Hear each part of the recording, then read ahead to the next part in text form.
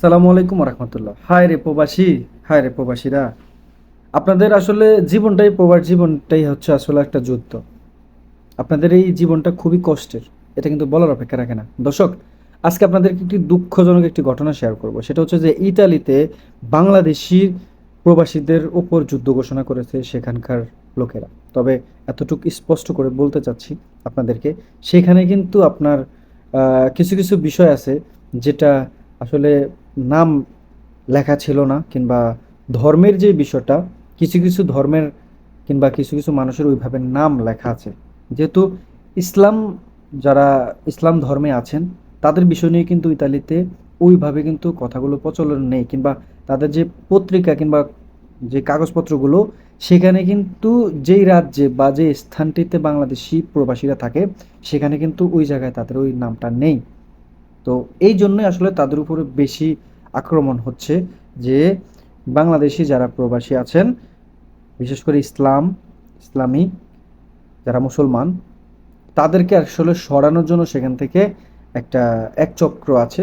ওখানকার যে বলতে পারেন যে ওখানকার এক চক্র আছে যারা একটু প্রভাবশালী, যারা আর কি থাকে না এমনটা পাতি নেতার মতো আর কি, আমাদের মানে ওই যে অল্প শক্তিতে বেশি জোর দেখানো। তো এমনই আর কি ঘটনাটি। তো আসলে সেখানকার আজকে দীর্ঘ কয়েক যুগ ধরে ওখানে কিন্তু আপনার দেখা যাচ্ছে বাংলাদেশি প্রবাসীরা তারা থাকছেন একটা জায়গায়।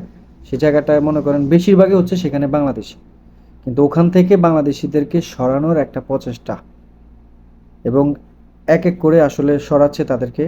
তারপরে তাদের যে নিয়ম কানুনগুলো ছিল সেগুলো তারা এক এক করে বন্ধ করে দিচ্ছে। এখানে ক্ষতিগ্রস্ত হচ্ছে প্রবাসী বাংলাদেশিরা।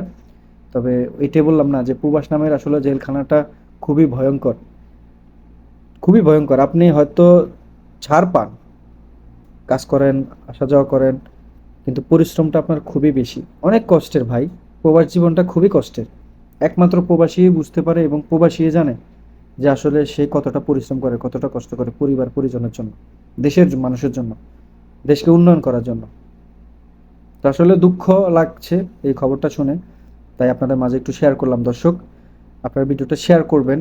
যে আসলে ইটালিতে আপনারা দেখেছেন যে বিগত সময় ধরে কিন্তু আপনার অনেক বাংলাদেশি কিন্তু ইটালিতে যাচ্ছে। তবে সেখানকার পরিস্থিতি সম্পর্কে এতটুকু জানানোর চেষ্টা করলাম আপনাদেরকে। বিষয়টা হচ্ছে এমন। তো আসলে আপনারা যে যেখানে থাকবেন সুস্থ থাকবেন, ভালো থাকবেন। আর সবসময় প্রবাসীদেরকে দোয়া করবেন তারা যেন ভালো থাকে, সুস্থ থাকে। তবে খুব শীঘ্রই যেন ভাইরা যেন তারা সেখান থেকে মুক্তি পায়। আর তাদের জন্য শুভকামনা রইল। আল্লাহ সুবহানাহু ওয়া তাআলা তাদেরকে যেন রক্ষা করে।